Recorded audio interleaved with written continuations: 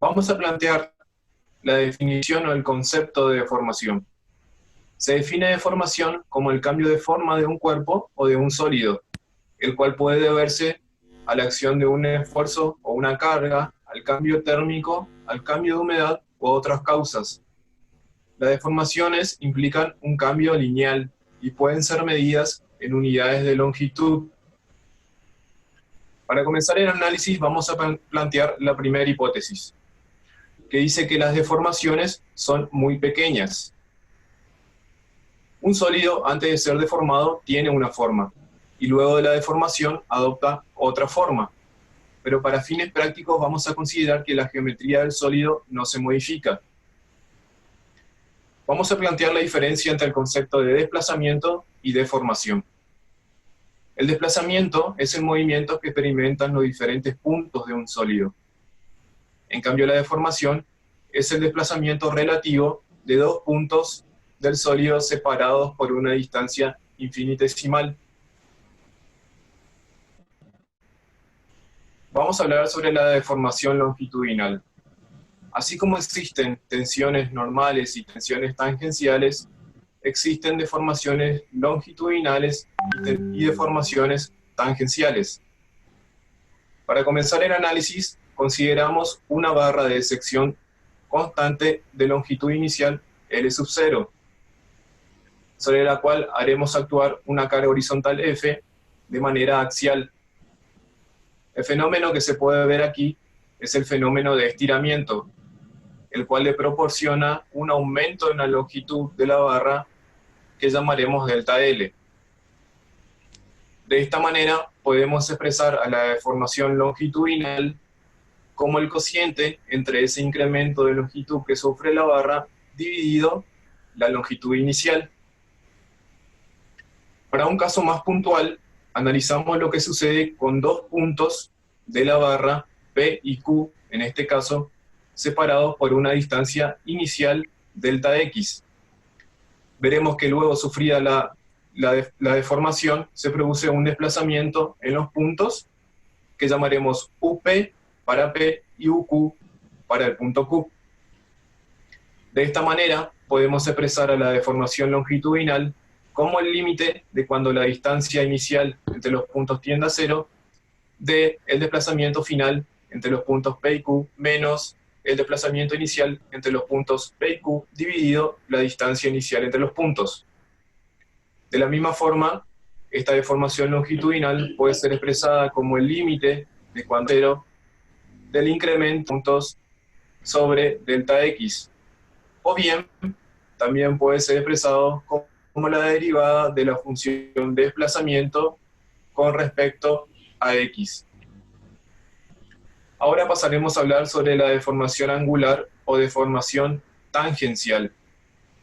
Esto implica físicamente un fenómeno llamado de cizalladura o de corte. Para el análisis vamos a considerar un sólido de altura h, sujeto en su parte inferior y libre en su parte superior, en la cual haremos trabajar una fuerza F horizontal.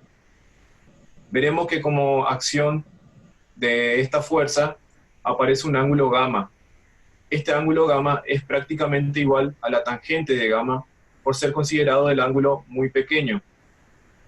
De esta forma podemos considerar que la deformación angular o tangencial será igual al cociente entre el desplazamiento horizontal que sufre el sólido dividido la altura h.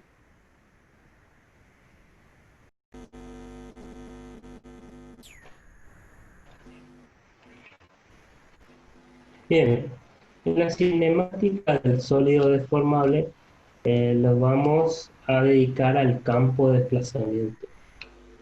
Para definir vamos a partir de dos hipótesis. La primera es la de pequeñas deformaciones que ya habíamos explicado, y la segunda es la existencia de continuidad en el sólido.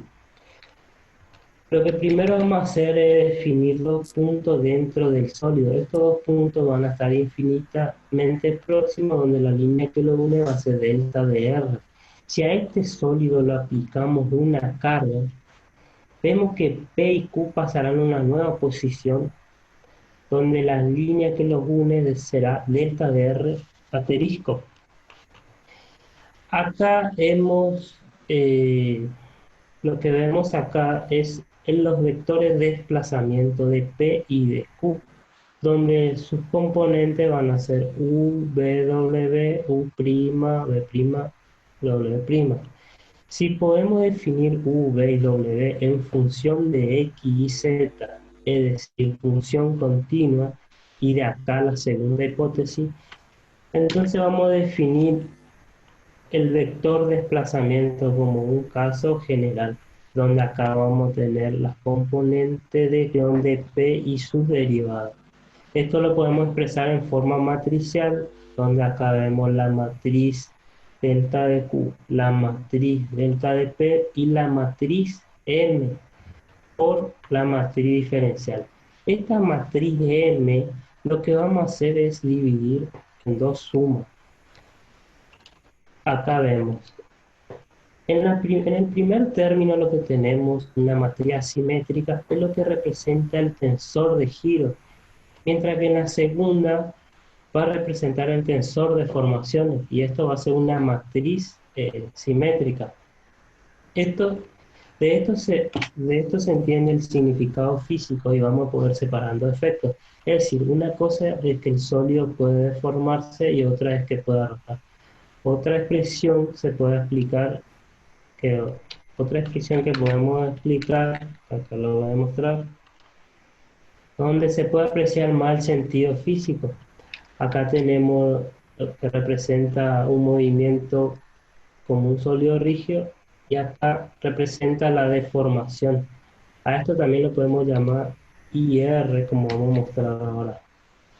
Lo que vamos a tratar de comprender es qué le pasa al elemento DR para alcanzar a convertirse en delta R' después de la deformación. Acá vemos como una condición inicial, estamos P y Q, tenemos el delta de R. Si a este le aplicamos la carga, acá vemos la rotación y la deformación, logramos tener esta posición donde delta de R pasó a ser delta de R'. La matriz IR, al aplicar al vector DR, le produce un giro, pero le conserva el módulo. Lo que quiere decir es que nosotros podemos rotar, DR permanece intacta, mientras que al aplicar la deformación volvemos a tener delta DR'. El tensor de deformación D, cuando aplica DR, le produce en general un cambio en el módulo de y dirección. Bueno, por último vamos a entender el tensor de formaciones, donde acá tenemos todos los desplazamientos. Y lo que vamos a hacer es, recordando estas expresiones, que son las relaciones, en este caso, de formación unitaria en función del desplazamiento, la distorsión en función del desplazamiento, y que es una expresión donde epsilon xi es igual a la distorsión xi sobre 2. Y acá vemos que lo que tenemos en paréntesis son las distorsiones xi. Acá la distorsión es xz y acá la distorsión angular iz. Y esto está dividido sobre 2, por lo que esto podemos convertir en estas expresiones, donde esto va a ser el tensor de formación y así definimos nuestro campo de deformación. Muchas gracias. Listo.